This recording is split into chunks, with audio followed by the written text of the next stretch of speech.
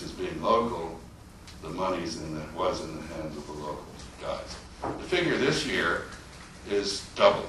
20.8% of Chinese GDP is now accounted for by government. That reflects an effort to build a modern government to deal with the problems that China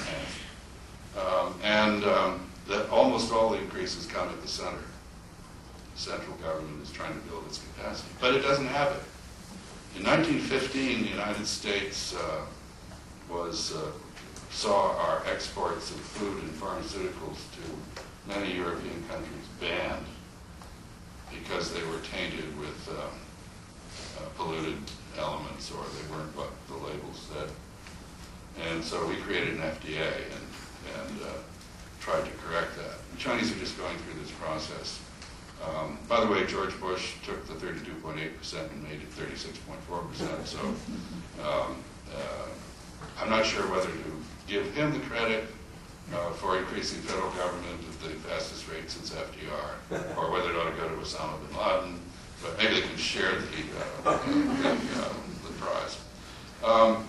In any event, just to finish up here, the Chinese are having a hard time managing the shifting energy menu. Oil imports are going up. Chinese are part of the world, as both speakers said. About a fourth of the world's oil now comes from Arab producers. It's going to be a third in 10 years. About a fourth of the world's gas comes from Arab producers. It's going to be half the world's supply in 10 years. And the Chinese are becoming ever more dependent on the Middle East. They may be trying to do other things. For example, 78% of the increase in industrial use of coal last year was in China. Starting next year, the world's largest coal gasification and liquefaction plant, started by a Chinese oil company you've never heard of, one of the 200 oil companies that nobody knows about, that operate in the background, will go online. Well, all this raises some pretty serious issues, not just in terms of ensuring that there will be continued demand pressure on supply, oil prices, gas prices will continue to be robust, and this will continue to be a very profitable business for the producers and probably the refiners as well of oil and gas. But it also raises serious issues, as Bob said.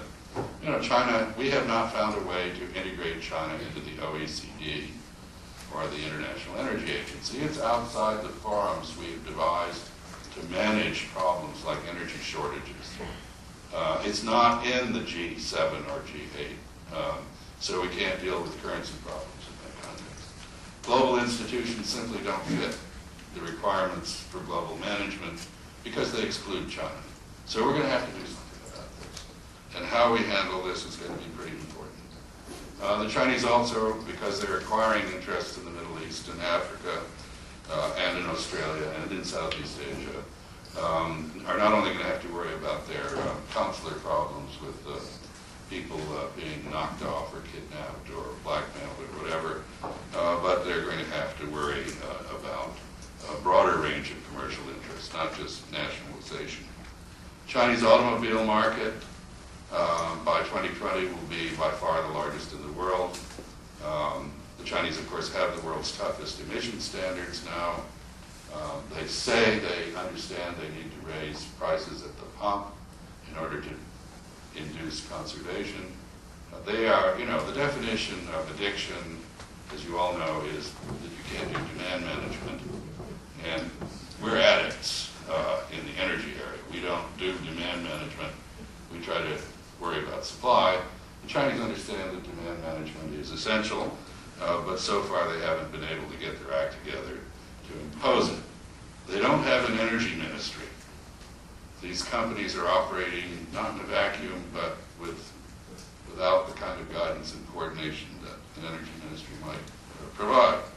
And of course, as was mentioned, this leads to all kinds of problems in the environment. Last year, there were about 90,000 riots, local disturbances in China. 2/3 of them had to do with environmental matters. So when you talk about not having something written in a report. Why is that? That is because the major political issue in China now is the environment and its impact on ordinary people. I'll just close by saying that I remember visiting the city of Kawasaki, which lies between Tokyo and Yokohama in Japan in about 1970, and observing that it made the meadowlands outside New York look like an alpine meadow. It was truly one of the most hideous industrial areas anywhere on the planet. Quite by accident, sometime probably about 1990 or thereabouts, I went back to Kawasaki, and it did look like an alpine meadow. So I have great faith in the ability of people who are determined to fix problems to do so. And if there were ever any doubt about the focus of the Chinese on energy efficiency and environment, it was clearly erased at the APEC summit in Sydney, where this was the major focus of President Hu Jintao's public remarks. And so now I think we should turn to,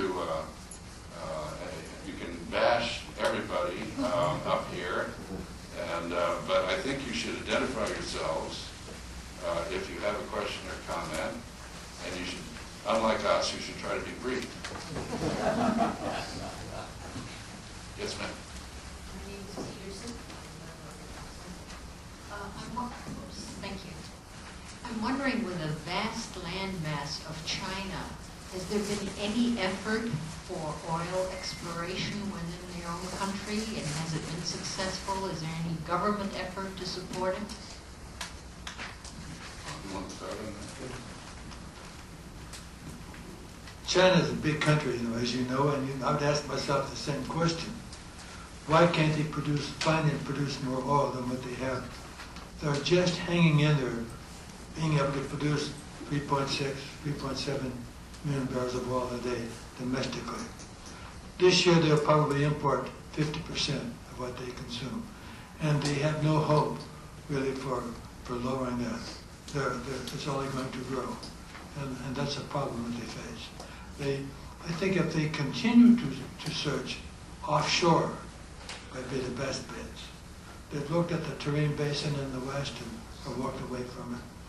Maybe with some advanced technology they might do better, but the chances are slim. I think I'd just add that this is exactly recapitulating the experience of our country, which was the world's largest oil exporter right through World War II in the early 50s, and which is now the world's largest importer, almost two-thirds dependent on imports now. Everything is relative in terms of size. I remember sitting in the Minister of Petroleum's office in Saudi Arabia. He forgot that I speak Arabic, and one of his aides came rushing in. They had proven a field just south of Riyadh in an area which supposedly there should be no oil according to traditional geological theories. And the minister asked his assistant, well, how much was it? And he said, well, it's only 3 billion barrels, which is actually twice what the North Slope is. And he said, that's too small, cap it. Everything is relative. I think Bob said something very important when he pointed out that the Chinese are looking to their offshore littoral for potential oil fields. So that is one of the reasons why the Chinese are so hard over on claiming a 200-mile exclusive economic zone, and why UNCLOS, the United Nations Law of the Sea Convention, is so important to the Chinese, and also why they are so determined to have not a blue water navy, a green water navy that can at least secure the maritime resources off the littoral. So it's a very critical point. Could I add that some 20 years ago, international oil companies looked for oil offshore China, spent a couple $1 billion, didn't find much.